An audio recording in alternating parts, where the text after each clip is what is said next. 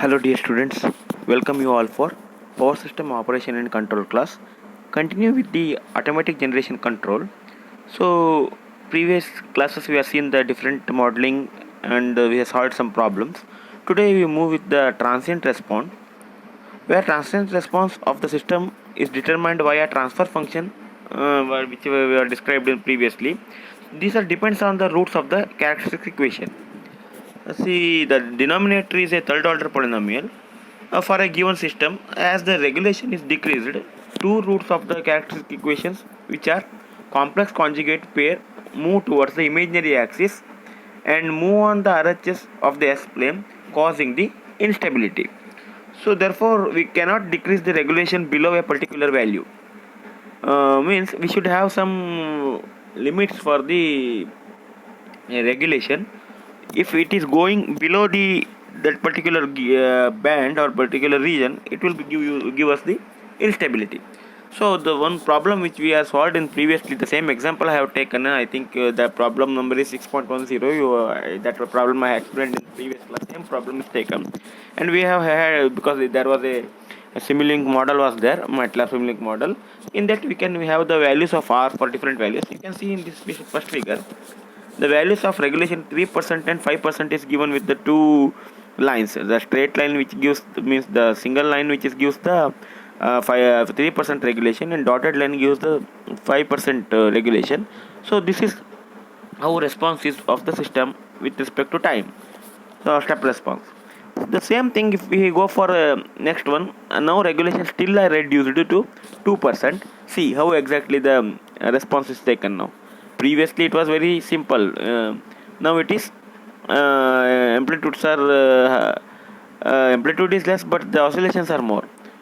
Next, coming to the last one, I have made here 1.1% as the regulation. You can see here how system is going to instability.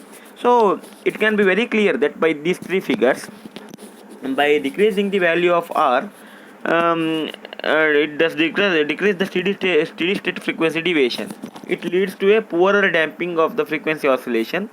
From the last figure, that is the third figure, we can conclude that with R is equal to 1.11%, the system exhibits with its small signal instability and eventually become unstable. So the value around the regulation is 1.1%, the system is going to unstable condition. So this is what we can't go for lesser value of R. Okay.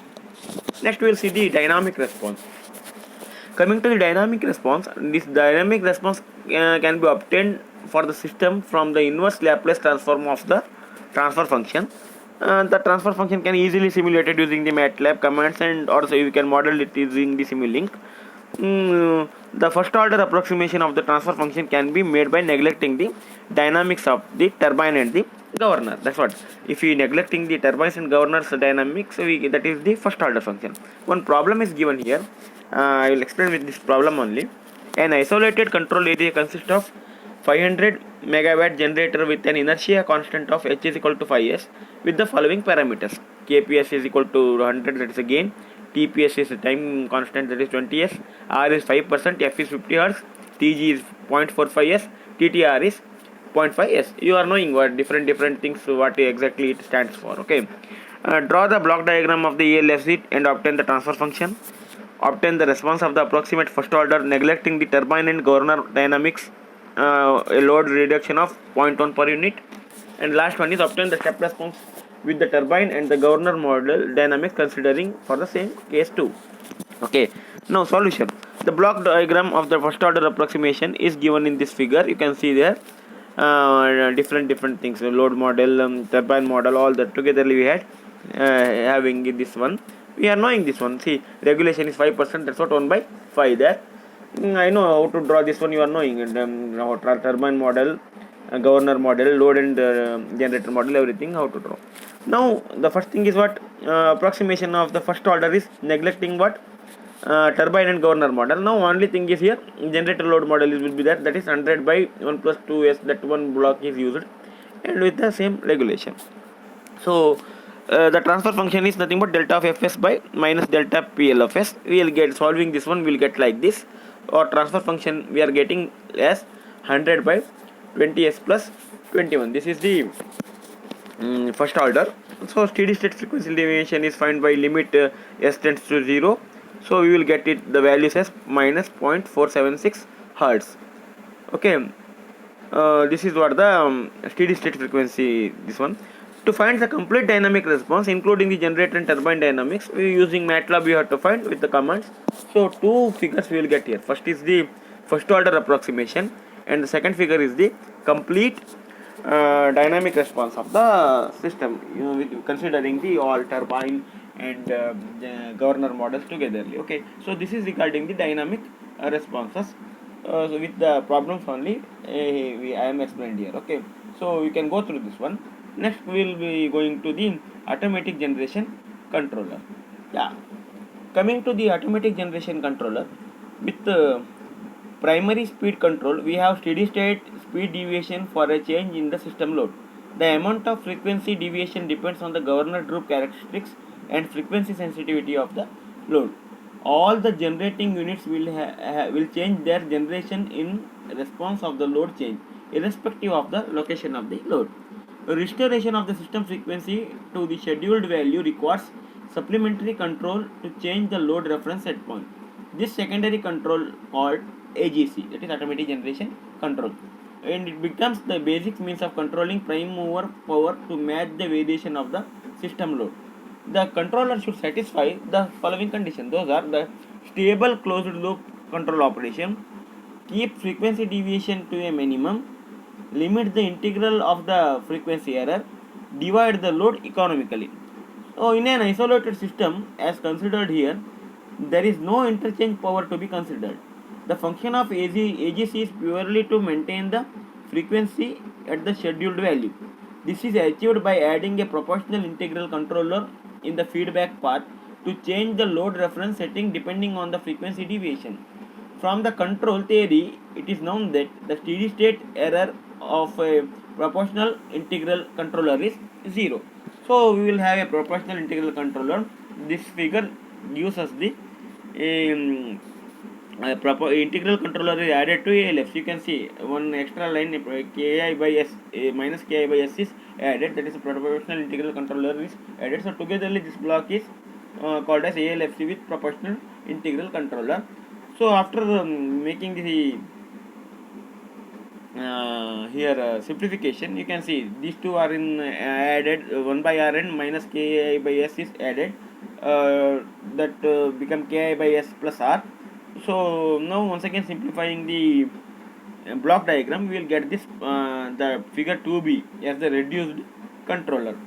So the signal generated by the integral controller must be opposition sign to the delta omega of s. This means for a decrease in the delta fs, the generation must increase. Hence, the integrator block is in the figure 1, whatever the first figure, AGC integral controller, is shown with the negative sign. Ki itself is a positive. It can be seen that limit s tends to 0, s delta omega of s is equal to 0. Hence, the steady state frequency deviation is 0. The frequency error is called area control error. The additional signal which controls the power setting is the integral of the AC, that is the area control error. The integral controller can be also represented with the equation 1, what I have shown there. Okay, you can see that equation clearly there.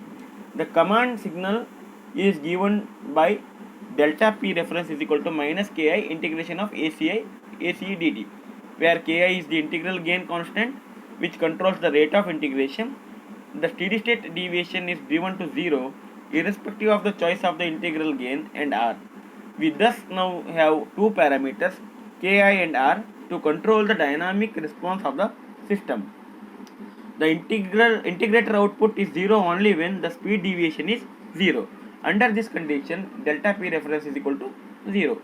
The supplementary control is much slower than the primary speed control action.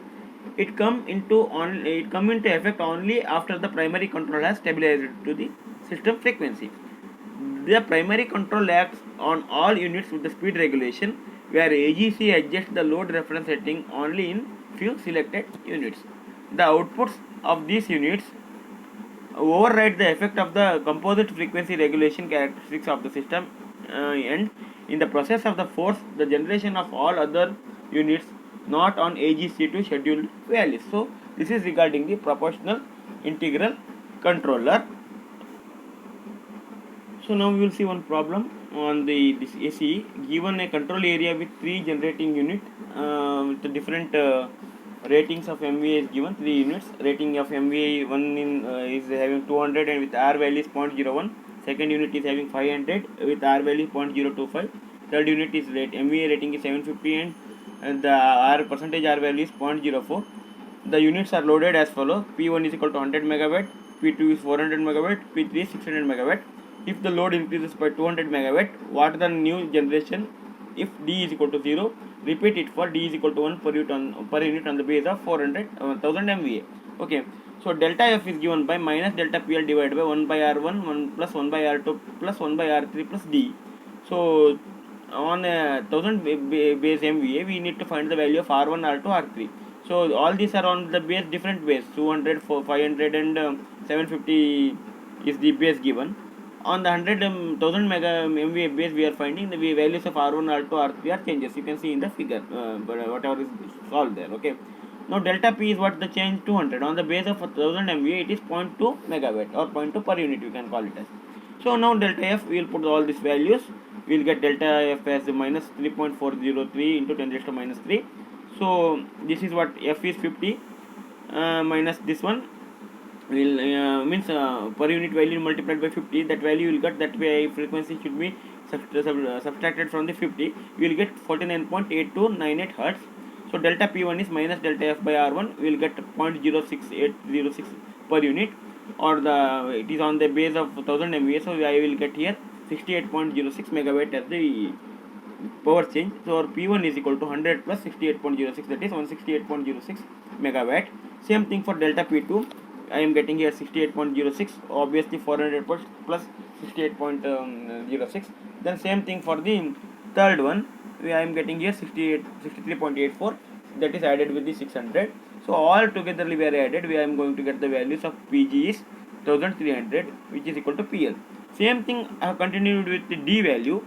Now the thing is what, previously only delta F is equal to we are using the minus delta PL divided by 1 by R1 plus D. D value was here, D value is 1 now.